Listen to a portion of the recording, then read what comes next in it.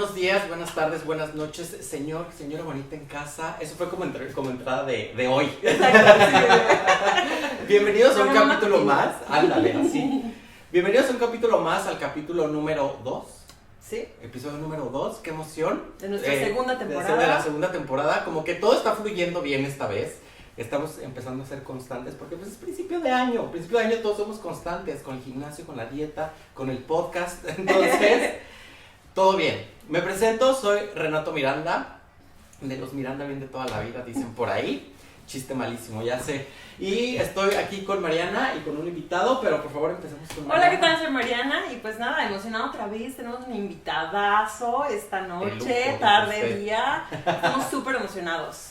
José Juan. Muchísimo gusto, muchísimas gracias por invitarme. ¿Cómo estás? Muy bien, pues muy contento de estar aquí ¿Sí? con ustedes y de... Sí, nosotros más. Dalia, ya vieron el episodio anterior, Dalia Sí. nos contó que nos iba a mandar un historiador y Dalia te vendió como lo mejor, Sí. ¿eh? Entonces, Eso es lo que me da miedo, No, las sí, expectativas. a mí me da miedo entrevistarte a ti. Venimos con muchísimas preguntas, sacamos nuestros libros de primaria y así, a ver, Ya anda anotando. todo. Desde el primer grado. Ajá. A ver, cuéntanos un poquito de ti, dile a la gente cómo te llamas, de Sí. dónde vienes, qué haces en Queremos- Noruega, hace cuánto tiempo estás acá. Encantado, pues yo soy José Juan López Portillo y trabajo en la embajada, soy colega de Dalia. Pero a diferencia de Dalia, yo no soy diplomático de carrera. Ok. A mí me reclutaron de la academia. Yo era profesor investigador del CIDE, que es el Centro de Investigación y Docencia Económicas en la Ciudad de México. Sí. Y mi especialidad era la historia global en particular. Recientemente me había empezado a especializar en un tema que se ha vuelto de moda en muchos ámbitos diferentes, que es el tema de la innovación y el cambio tecnológico. Ok. ¿Por qué se da la innovación? ¿Qué es lo que produce tecnologías innovadoras que puedan transformar a sociedades? ¿Cuál es el efecto de esas tecnologías en transformar a la vida de individuos o de sociedades? Y cómo se retroalimenta todo eso. Y pues, como resultado de eso, me enteré que había una plaza, lo que se llama una plaza artículo 7, para diplomáticos que no son de carrera, que tienen que llevar a cabo una misión específica. Y el embajador Luis Escanchola, que iba a venir aquí en Noruega, estaba buscando a alguien que pudiera pues, crear una nueva división en la embajada que se especializara en cómo hacer diplomacia, Sí. que promoviera la innovación. Ah, Súper. Y ese como, mix.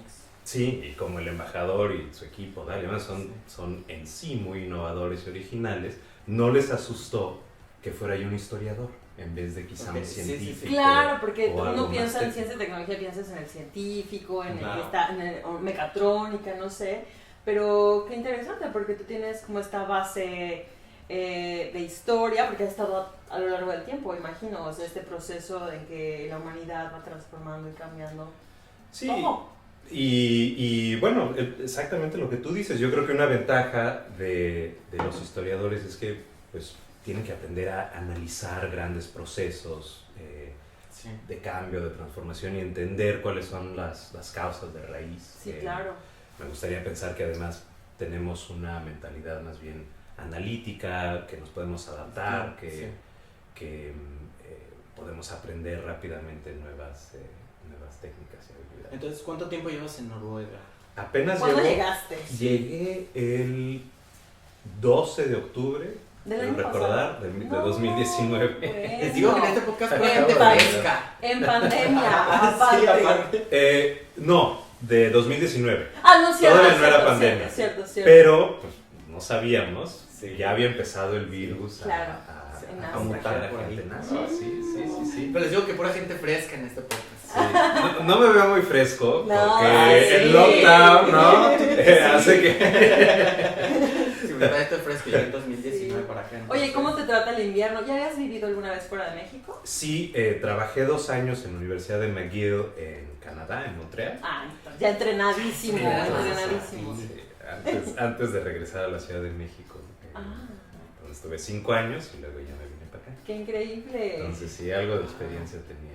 Ah, Y allá, de hecho, el frío es mucho peor. ¿Ah, sí? Era lo que te iba a Mucho preguntar, peor. es peor que aquí. Digo, no he estado en Canadá, entonces no tengo la mínima idea de qué tal es. Es más extremo. Es un frío más como extremo. continental, ¿no? Sí. De alguna forma la corriente Sí. del Golfo nos beneficia un poquito aquí en Es lo Noruega. que nos Sí, da, es. se supone Sí. que hace como el país habitable, ¿no? Algo así me dijeron en la escuela, Sí. porque fui a la escuela aquí. Gracias, México. Ajá. Sí, sí. Bueno, Noruega, México. otra aportación. Es que sí, Sí, es sí, una sí, aportación sí. más, de verdad. Es que sí, yo no, De o sea, nada. yo no me imaginaba que México, o sea, tenía como alguna conexión con Noruega. Es como, pues nadie se lo imagina. Para empezar, No. hay mucha gente que hasta no sabemos ni dónde estaba Noruega. ¿Qué es eso? Ajá. ¿Se come? Sí se come. Sí, y por eso te trajimos aquí para empezar así a Ah, lo resolver así. A ver, el Big Bang. probamos. Empecemos desde ahí. Hay que empezar al No, principio. no, pero yo la verdad no recuerdo en las clases de historia de primaria, de secundaria, o sea, que se mencionara Noruega, ¿no? Y cuando uno piensa relaciones México-Noruega, No, pues no, o sea, no te viene No, ni en ese es atlas que un- cargabas, ahí tampoco dice no, nada. no venimos de la ¿Qué Pues- nos puedes contar? A ver. De hecho, es una historia llena de regalos Ah, sí. inesperados. A todos nos gustan los regalos. Inesperados porque, pues, por lo que ustedes dicen, ¿no? Son dos países que son muy lejanos, no tienen muchas afinidades culturales, ¿no? No. Parecería que no habría mucha razón por la cual deberían tener relación, pero sí hay unos casos muy interesantes. Bueno, además de que hay este rumor extraño al que quizá no deberíamos dedicarle más de 30 segundos, Ah, ya. de que Quetzalcóatl era un vikingo, sí, y toda esa sí, cosa. sí. No es el caso, si quieren... Otro día hablamos de Otro día hablamos Porque de eso. da para un montón, ¿eh? Sí, cómo no, La cómo no. gente... Pero bueno, Pero a ver, yo diría que cuéntanos, es sí. imposible.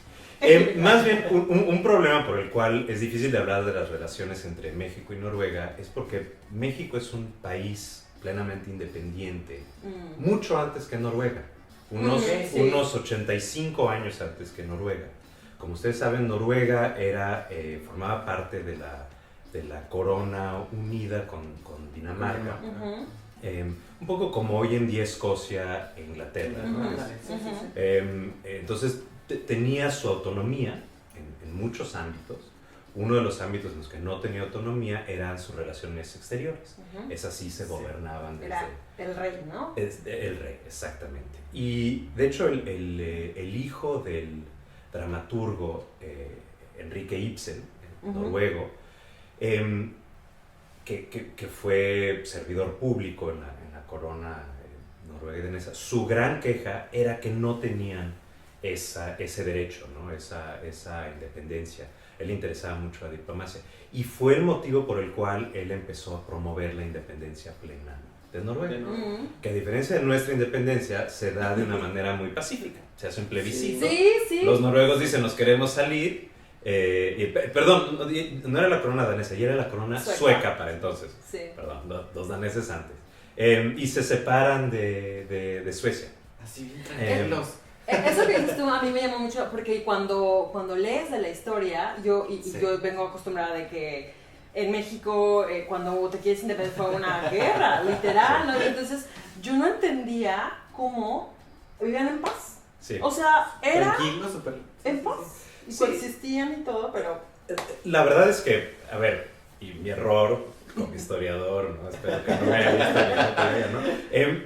Antes tenían un arreglo similar con la corona danesa. Ajá. Lo que pasa es que después de las guerras napoleónicas, Ujú. se adelantan los suecos y en el tratado de negociación en el Congreso de Viena le dan como recompensa por haberse aliado a las fuerzas antinapoleónicas la corona de Noruega también.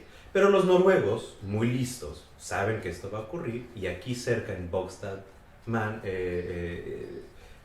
Manor, aquí cerca se juntan y crean una constitución. Y entonces les presentan a los suecos ya un hecho cumplido, ¿no? Ya tenemos una constitución, Sí. somos un país Organizado. constituido. Sí. Si no quieren pleito, acéptenlo y nos unimos, ¿no? A nivel de corona, pero con estas libertades y derechos. Y pues hay una negociación, pierden algunas cosas, pero de alguna manera ya eran un país de facto autónomo y no independiente. Oye, desde ahí la capacidad de los noruegos de poder hacer tratados de paz y no sé, siento. Es muy de Puede ellos, ser. lo traen en Es la muy de sangre, ellos, ¿no? ajá, tenerlo sí. tranquilo todo, ¿no? Pues Pero- sí, yo creo que es lo que... En lo que ellos dirían, lo que ellos dirían. Drama y todo, ¿no? Lo chistoso es que si vemos nuestra propia historia, había empezado un proceso similar dentro de la corona española. Y hasta en el momento de crisis, en 1808, un regidor de la Ciudad de México, Primo de Verdad, lo que dice es, el momento de crisis ocurre porque viene la Revolución Francesa, y eso pues crea una turbulencia terrible en España, y como no estamos hablando de la historia de España y Francia, Sí. ahorita lo voy a resumir, pero acaba el rey y su sucesor de prisionero en Bayona, en Francia. Entonces, pues ya no hay corona, ya no hay jefe de Estado. Y lo que argumentan en Nueva España, en México, es bueno, pues entonces la soberanía recae sobre el pueblo y los representantes del pueblo son los representantes municipales.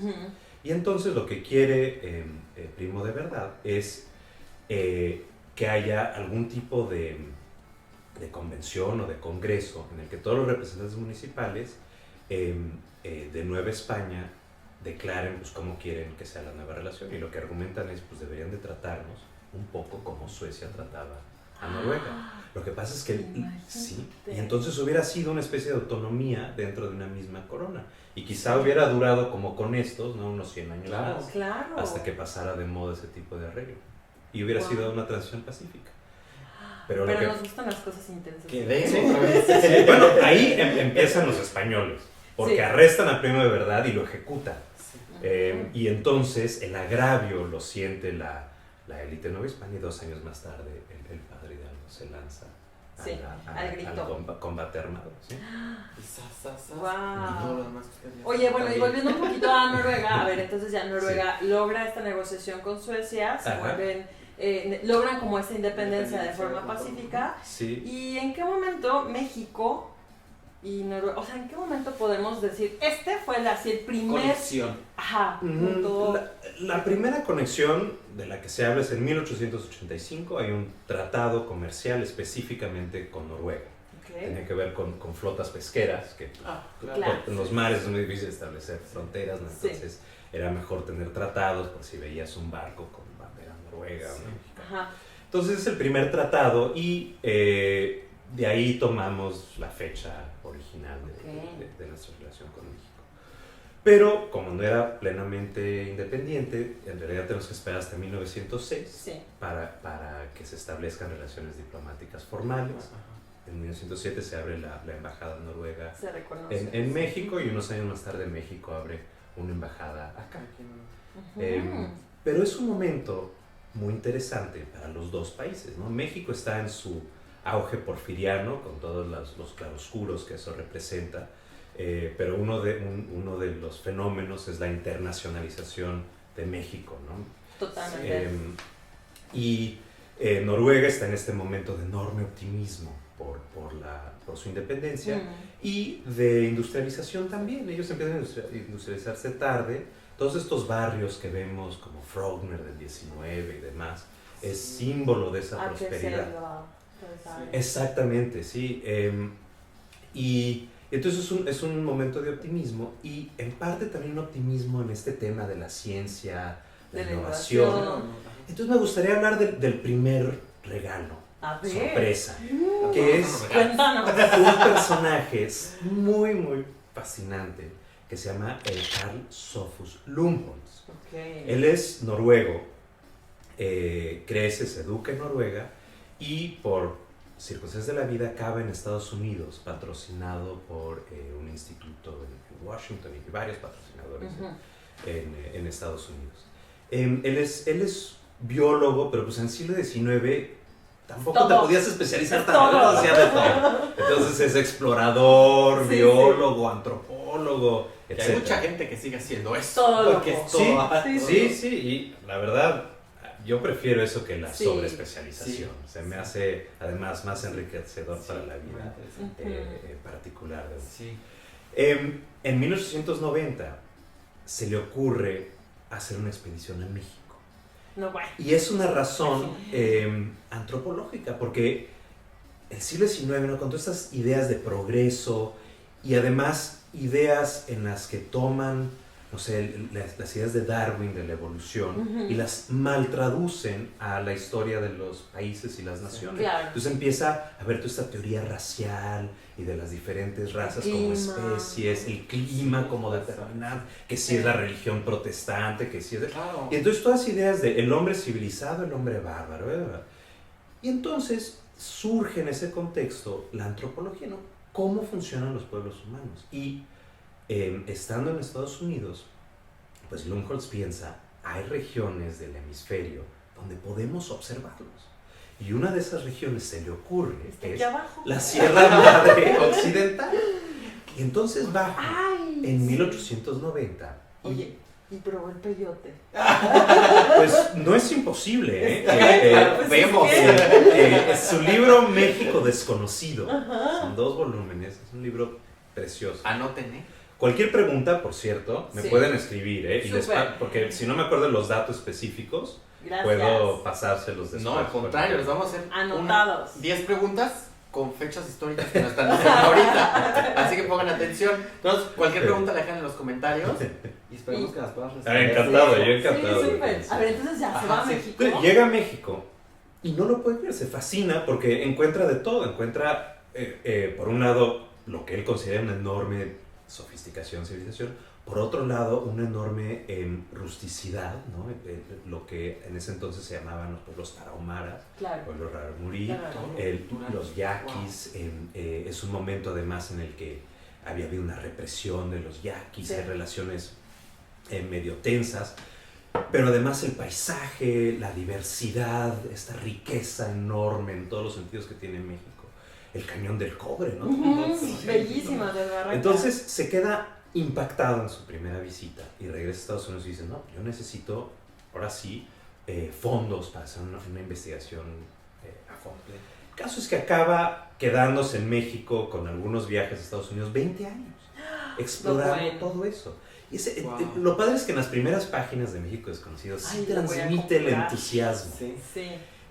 Y entonces hace una investigación de todo, de los pueblos originarios, y puedes ver en el libro cómo empieza, a pesar de todo este bagaje cultural, a identificarse con muchos de los pueblos originarios, ¿no? Ve enormes virtudes en su estilo de vida y los contrasta con la decadencia de la sofisticación occidental, ese tipo de ideas muy de la A lo época. mejor mucho esta conexión con la naturaleza y esta cosmovisión Totalmente. súper amplia. ¡Wow! Totalmente. Imagínate. Cultural. Qué desde toda la increíble. vida. Y es su gran obra, ¿no? Sí. Muy, muy representativa. Y la otra maravilla, por la época además, son de las primeras únicas fotografías de una región pues muy desconocida de México, Sí. para los mismos mexicanos. Para ¿no? nosotros mismos, Sí. porque estaba como ahí al norte, todo sucedía al sur en esa época, en Ajá. el centro, ¿no? Sí. Sí. ¿Sí? Entonces sobreviven fotografías espectaculares, Wow. porque además tenía buen ojo el desgraciado. Ay. Tenemos que buscar Eh, esas fotos. voy a buscar Si ustedes ese las libro. encuentran, sí. Búsquenlas, búsquenlas. Seguro. Y ha habido exposiciones por ahí, pero no es tan conocido. No. Wow. Y se me Gran hace hombre. un regalo muy, muy bonito. Oye, ¿y después volvió a Noruega o volvió a Estados Unidos? No sabemos. Más bien se pasó su tiempo en Estados Unidos. Sé que visitó Australasia después, bueno, también. y esa región, pero en México es donde más tiempo pasó, digamos que esa es la investigación fuerte. Vivió ahí. Sí, y creo que hay algunas especies de árbol nombradas. Ah, ¿de verdad? Sí, Guau. creo que un pino, si no mal recuerdo, pero... Un pino debía ser. Algo así, así debía ser. Sí. Wow. Y otras especies. Sí, un personaje muy, muy interesante. Y una reflexión ahí también que siempre se me ocurre cuando pienso en él. Él no se consideraba exactamente un migrante a Estados Unidos, porque creo que posiblemente sí regresó a Noruega, habría que checar. Pero ahí encontró empleo y riqueza. Pero Noruega sí exportó a una enorme proporción de su población a Estados Unidos. Unidos. Después de Irlanda, el país que mayor proporción de su gente migró a Estados Unidos fue Noruega. Si piensan en los vikingos de Minnesota, no se llaman así por accidente, se llaman porque Claro, ahorita son hace noruegos. sentido, sí. Y México, que en tiempos más recientes ha tenido este vínculo también muy intenso de migración con Estados Unidos, yo creo que es otro fenómeno que de alguna manera análoga comparte con Estados Unidos. Uh-huh. Y siempre he pensado que quizá otra manera de aproximarse sería a través de las diásporas y las comunidades por allá. Totalmente. Sí. Pero bueno, eso es algo de lo que representa Lumholtz, ¿no? Muy del porfiriato, de esa época, el 19, todas las ideas que están flotando por ahí. Qué interesante personaje. Esto está buenísimo para empezar a hacer nuestro pequeño documental porque queremos platicarle a la gente qué conexión hay entre México y Noruega. Entonces tú nos estás dando el pie desde cuál fue la primera conexión que hubieron entre estos dos países. Sí. Y de ahí vamos a seguirle. Hoy es una que a mí se me hace muy bonita, ¿no? Sí, porque además claro. trasciende todos estos años en los que Noruega se vuelve independiente, se abren las relaciones diplomáticas, Claro. hay ahí, si no mal recuerdo en el libro, alguna mención de esos temas políticos, ¿no? El mundo está en expansión, y pues luego va a venir la revolución acá, ¿no? Ajá. En México, En perdón, México. poco después. Y eso me lleva al segundo personaje, ¿no? Uh-huh. Para que no se nos escape el tiempo. No te le puedo Sí, sí. Y este personaje es hasta menos conocido que No, Lumholtz. bueno. Es un personaje que a mí se me hace sumamente simpático. Se llama Halfdan Jebe. El nombre es simpático, empecemos por ahí. Nace, si no me recuerdo, en 1868. Entonces también en este contexto que estamos describiendo, una familia muy burguesa, ¿no? De la clase que se beneficia de la revolución industrial, Uh-huh. en Trondheim, En el norte. en el centro norte del Sí. país. Crece, sin embargo, en un contexto en el que también las nuevas generaciones, los jóvenes, se quieren rebelar en contra del orden social tan rígido, jerárquico de la época, ¿no? Y aquí quizá el rebelde más famoso de todos en Noruega es Edvard Munch, ¿no? Sí. Todos hemos visto el Sí, grito sí. y esa transformación en la pintura, Sí, cómo temas cambió de ser un estilo a totalmente súper diferente. vanguardista Uh-huh. y hasta temas eróticos, pero de una manera muy torturada. No es un investigan a un personaje. Bueno, hay un vínculo muy chistoso, porque no solo se revela el Halfdan, sino que se revela también su hermana. Okay. Y su hermana quiere ser pintora. Y aparte en esa época, imagínate. En esa época con los papás burgueses que están feminista, así horrorizados. Bueno, Halfdan se había hecho amigo del joven Edvard Munch, los presenta y se vuelven amantes. No, bueno. Entonces, es una historia ahí... Y mugre. Muy simpática. Habrá sido entonces la modelo de la Madonna. Ah, ¿No? Puede ser. Puede ser, pero ella tiene sus propias pinturas, es muy Ah. reconocida. Por mi mala memoria se me olvida su nombre ahorita, pero... Ya tenemos el nombre del hermano. Exacto. Sí, ahí, Bien. Google. Y además todos la conocían por un apodo. La chona, no. Algo así, era algo como Tusi o algo así. Ok, medio chistoso. Otra tarea más. Sí, investiga eso, si me acuerdo les digo. El caso es que, bueno, ese es el contexto en el que crece este Halfdan. Él, a diferencia de su hermana, no quiere ser pintor, pero quiere ser músico. Okay. Entonces se pone a estudiar música, ¿verdad? Y al estudiar música, aquí el gran personaje, el gran ejemplo es otro, Edvard Grieg. Grieg. Creo que muchos de nosotros hemos oído su música, aunque, Sí. aunque sea sin saberlo, ¿no? Pues muy, muy conocido. Muchos. Hasta en caricaturas lo han Exacto, tenido. Sí, a o sea, cada que ni rato. sabemos que dije, ¿a poco eso es noruego? Sí. Sí. Y una razón por la cual él es tan atractivo es porque parte de este romanticismo es la idea de, bueno, ¿de dónde nos inspiramos para componer piezas nuevas? Y como es una época también del nacionalismo, ¿no? Y esta idea mística de la conexión entre la sangre, el pueblo y la tierra, ¿no? Él se inspira de las tonaditas de los granjeros, campesinos, pastores de Noruega para componer lo que él considera una música auténtica, noruega, más real que te va a llegar.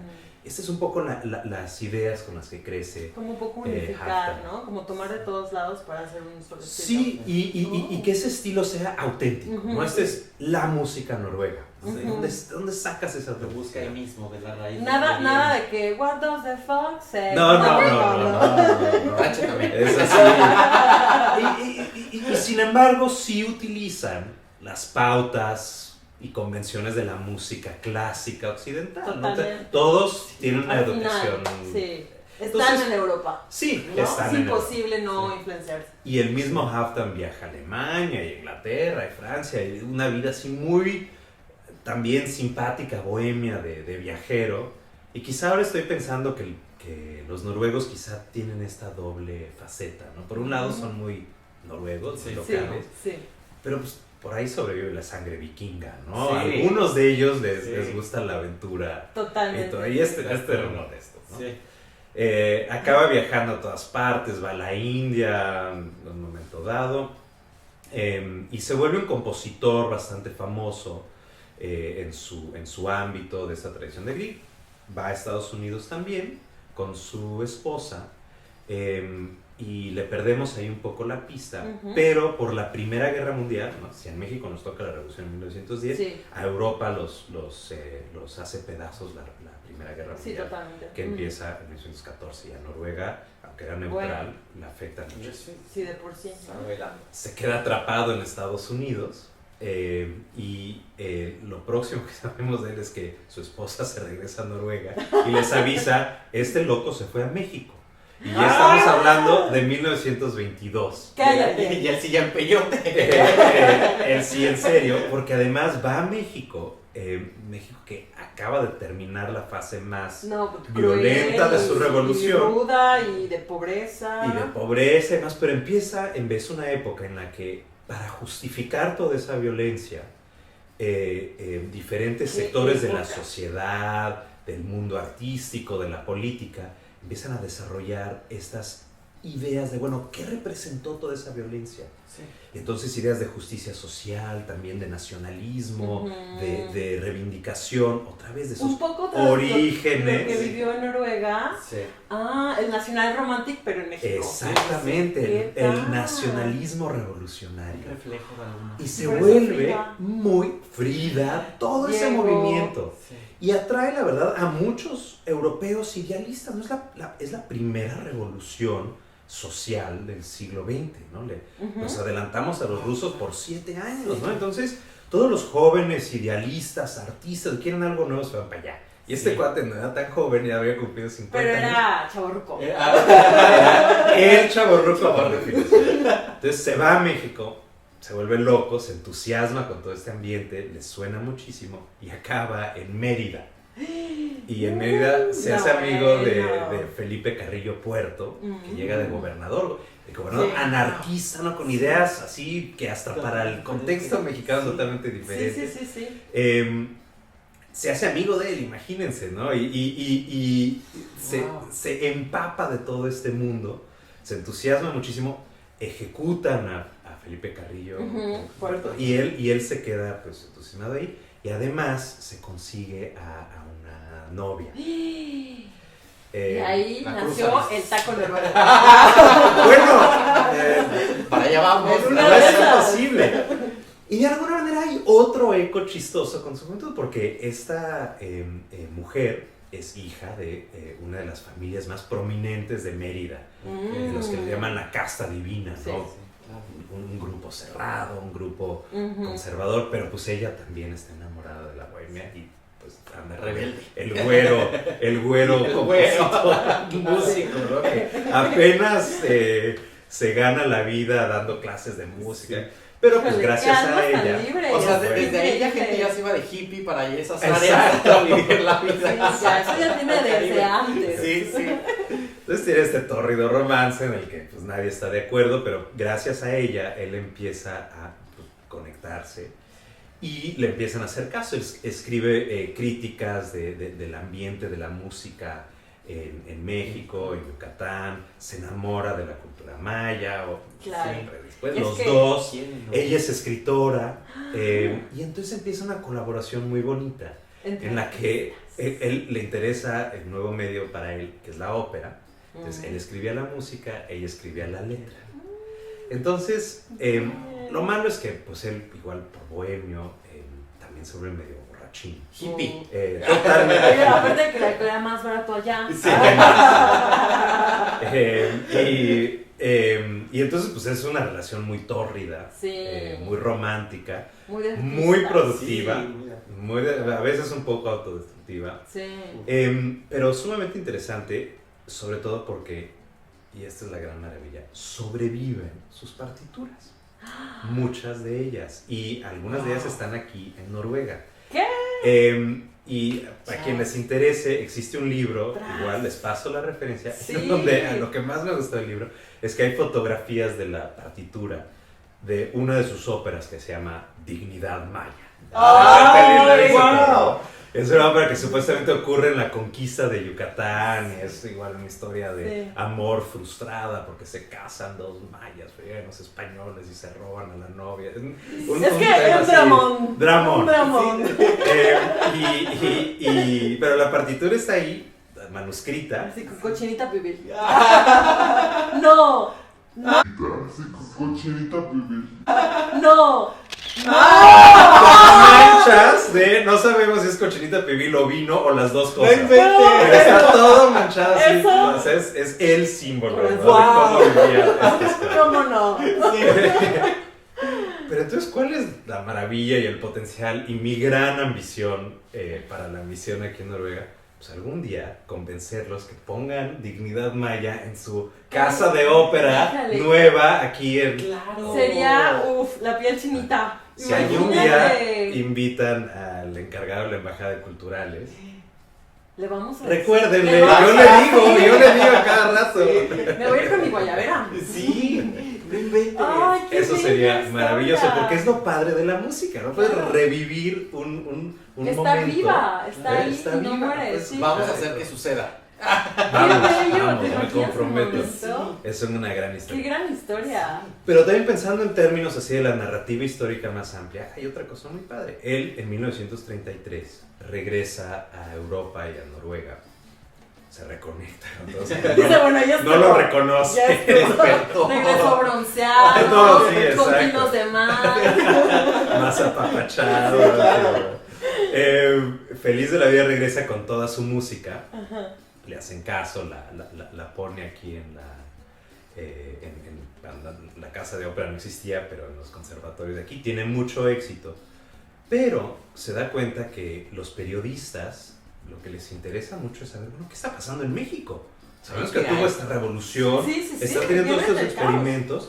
Y para Noruega es muy relevante porque 1933, la Gran Depresión Sí. está en sus peores momentos. Sí, ¿no? sí. 1933, cuando eligen al partido de Hitler en Alemania, ¿no? O sea, Exacto. la crisis está tan grave en Europa que están buscando Es estas lo que hay. soluciones radicales.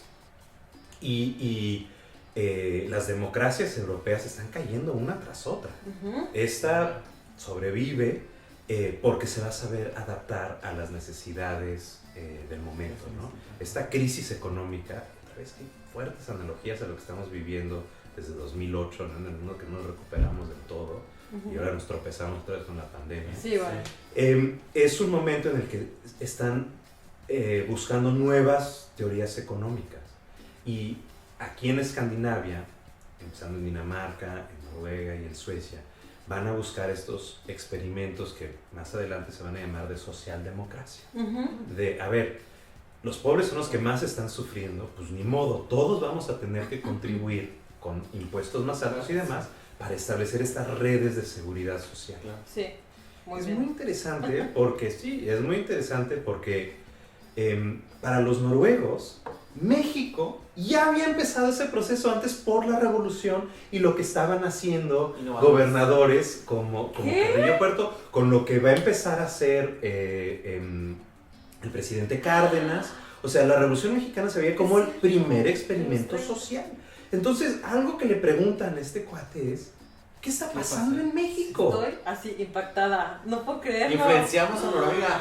Bueno, espérense, hay otro noruego que también estuvo en México en la misma época que aprende una lección opuesta. En el nacionalismo revolucionario y demás, él aprende más bien temas de unidad, solidaridad nacional, que cuando viene la Segunda Guerra Mundial, él las va a adoptar al fascismo. Entonces él va a apoyar a los nazis Híjole, en es Berlín. que también cómo manejas las ideas. Sí, claro. Revolución es Sí, revolución sí, y sí, se puede ir de un lado al sí. otro. Sí. Pero lo interesante es que México es una especie de incubadora de ideas súper radicales, interesantes en esa época. Entonces aquí tienen este personaje, ¿no? que empieza a hablar de todo eso y les interesa mucho a los noruegos. Él ya se regresa a México, se vuelve muy conocido en Yucatán y es muy simpático, pero tiene grandes ambiciones para Mérida. Él dice, bueno, si te pones a ver un mapa, Mérida está a la mitad de las Américas, ¿no? Sí. De ahí está más cerca de Florida que de Ciudad de México y está cerca del Caribe, está cerca de Europa, está cerca de Sudamérica. Debe ser el gran centro de la cultura del hemisferio.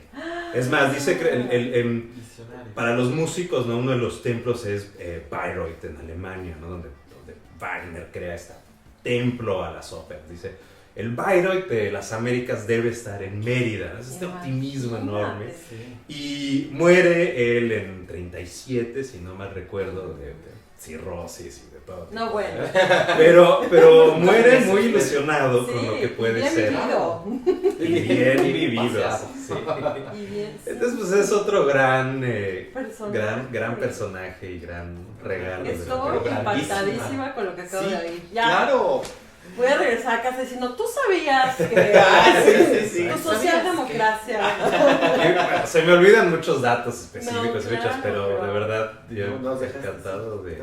Y yo sé que ustedes también en sus casas están igual. Oye, y hoy con la parte de la innovación y la tecnología, ¿qué aportaciones puede haber? No Pues, sé, de De uno al México. otro. Todo esto es inspirador porque volviendo un poco. lo que Sí. vemos es que las relaciones más interesantes, más productivas son cuando hay intercambios Totalmente. de los dos lados. Entonces el embajador tiene un proyecto sumamente interesante para el tema de innovación. El embajador lo que detectó, otra vez no hablando de estos momentos de cambio, es que estamos en un momento de cambio de muchos paradigmas. Uno de ellos es el de la globalización. Sí. La vieja globalización de alguna manera se tropieza, quizá reversiblemente en 2008, 2009. Es una globalización que desde entonces ha dado señales de haber generado desigualdades, de haber generado todo tipo de problemas que queremos solucionar. Entonces, la solución que vemos no es la de aislarnos, es la de relacionarnos con el mundo de una manera más productiva.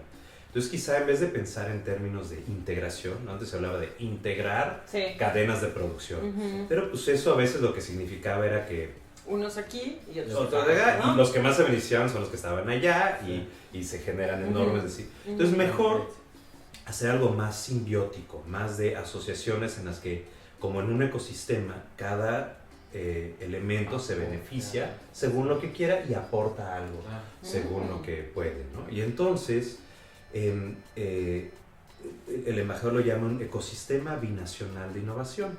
Esto además queda muy bien con el lenguaje que se utiliza en el ámbito de la innovación, porque la innovación es algo misterioso, ¿no? ¿Cómo se te ocurren grandes ideas? Y aparte hoy que hay mil ideas nuevas. Además, ¿y cómo sabes cuáles van a ser útiles Ajá. y funcionar? Ajá.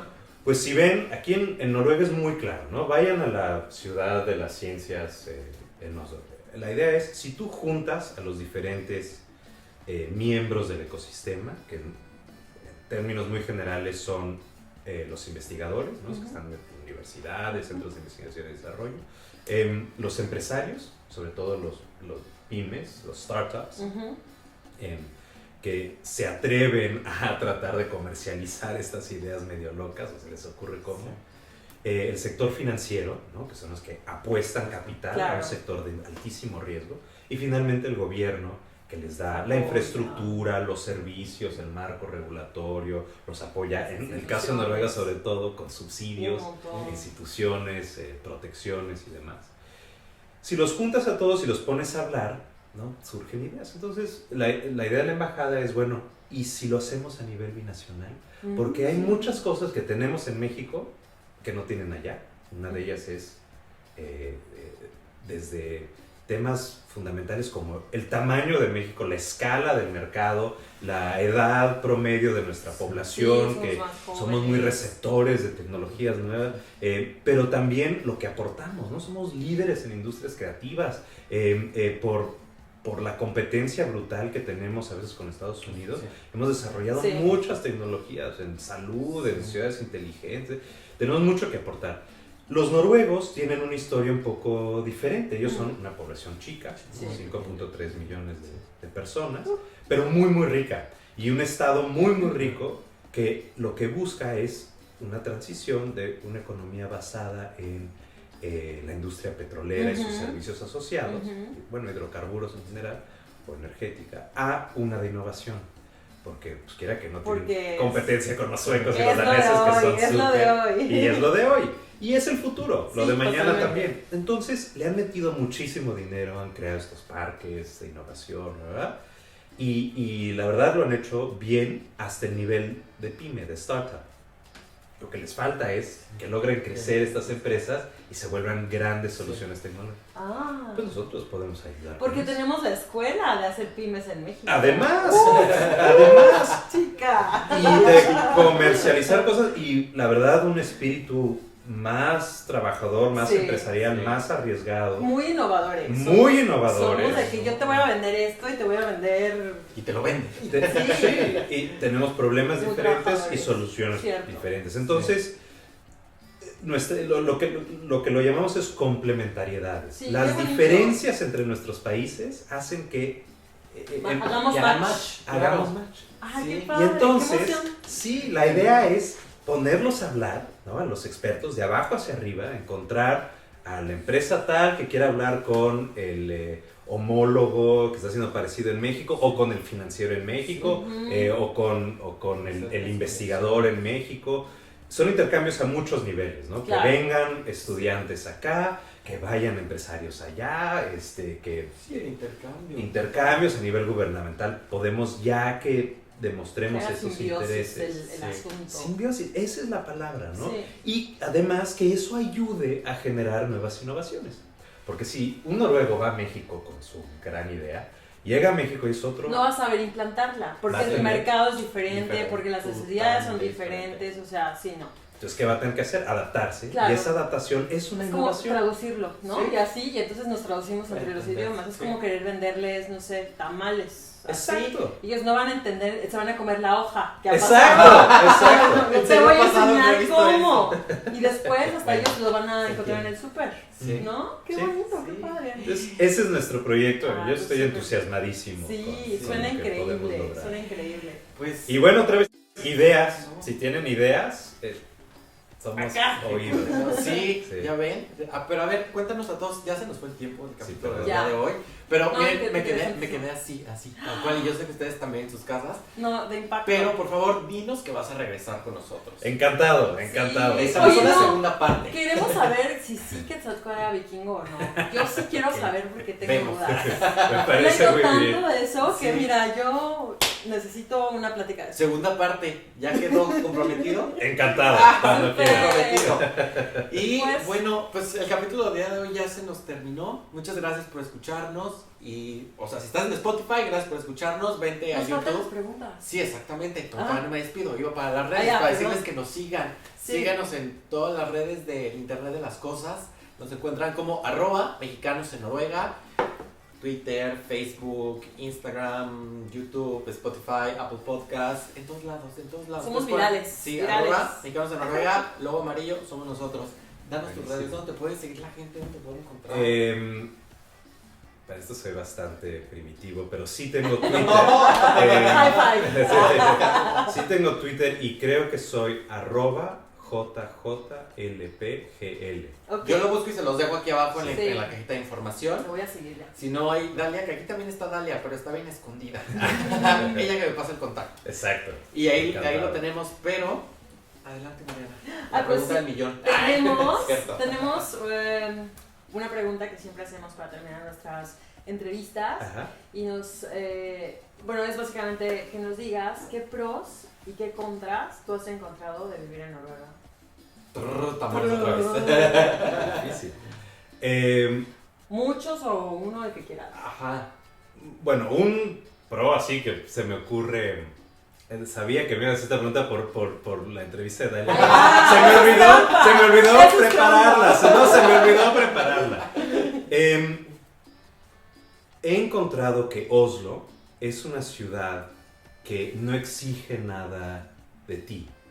En el sentido de que no tienes que estarte preocupando por 1,000,000 de cositas al día que te quitan mucho tiempo, te cansan y demás. Y eso, paradójicamente, al no exigirte tanto, te permite a ti hacer más cosas. Sí, calidad. Yo, no sé, camino feliz de la vida a la embajada o no uso coche. La verdad, a mí me encanta, no uso transporte público. Sí. No tengo que preocuparme, no sé, por las cosas más básicas. Y eso me permite lograr más. Entonces, eso me encanta. La verdad, me he encontrado muy bien. La calidad de vida de una ciudad muy vivible. En tu día a día es un poco más, Totalmente. es más fácil. Sí, y quizá el reto quizá es el otro lado de la moneda. Como se habrán dado cuenta, a mí me gustan los regalos, las sorpresas, las cosas que a veces surgen un poco así inesperadamente. Y aquí está todo ya muy dado. Está todo muy dado, muy planeado, y siempre quiero encontrarme, no sé, el changarrito que nadie conocía, que tiene algo fantástico, único, irreproducible, que no se... Y eso es más difícil. Aquí hay una homogeneidad que a veces no es tan entusiasmante. Sí. Alguien de México venga a ponerse una alfombra por aquí. Vamos a ponernos a cantar en el metro. Me voy a traer. Exacto. A mí me encanta cuando los chicos de Rumania, de pronto en verano, que vienen y empiezan a pedir, me encanta que se suban a tocar. Es como, me siento en Ciudad de México otra vez. Es rompe con la paz, con el silencio, y estamos vivos. Te sentir en casa. Lo extrañamos, yo creo. La verdad, un poquito de caos está bien. Se necesita el caos. Sí. Es muy creativo el caos. Sí, más totalmente. Igual si crecimos en un lugar así, evidentemente lo vamos a estar buscando casi siempre. Pues qué emoción tenerte con nosotros. Muchas gracias por aceptar la invitación. Dalia, muchas gracias por traerlo. Y ya les dijimos, síganos en todas nuestras redes. Síganos todos los que estamos aquí. Sigan nuestras historias en Instagram. Atentos, ya saben que si quieren participar en las historias, escríbanos en mensaje directo para que nos enseñen a toda la gente allá afuera cómo es un día a día aquí, qué hacen mexicanos en Noruega. Sí. Ya les estamos contando cómo empezó toda esta conexión y todo lo que falta, imagínese usted. Pero entonces, muchas gracias por vernos y por escucharnos el día de hoy. Y nos vemos en el siguiente episodio. Sí. Gracias. Adiós.